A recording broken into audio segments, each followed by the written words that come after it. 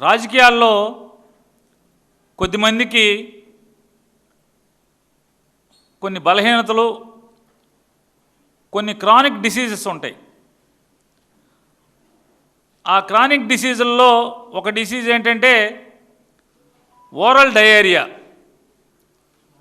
వారి నోట్లోంచి మాటలు విపరీతంగా లూజుగా వస్తాయి, లూజ్ మోషన్ లాగా.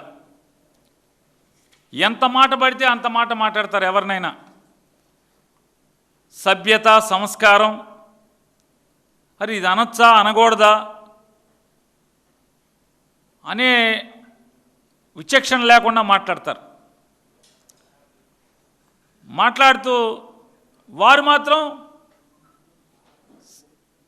సమాజం నుంచి మాత్రం మర్యాద, మన్నన, గౌరవం కోరుకుంటారు. ఇది ఎంతవరకు ధర్మం? అద్దాల మేడలో కూర్చుని జనం మీదకి రాళ్ళేస్తే, సమాజం మీదకి రాళ్ళేస్తే రాళ్లే తిరిగి వస్తాయి కదా. పవన్ కళ్యాణ్ గారు, లోకేష్ గారు, మీరు ఒక అద్దాల మేడలో మగ మనిషిని కూర్చోబెట్టి సమాజం మీదకి రాళ్లే ఇస్తే కంకర రాళ్లే తిరిగి వస్తాయి. అద్దాల మేడలో ఒక మహిళని కూర్చోబెట్టి సమాజం మీదకి రాళ్ళేస్తే రాళ్లే వస్తాయి తప్పితే, లోకేష్ గారు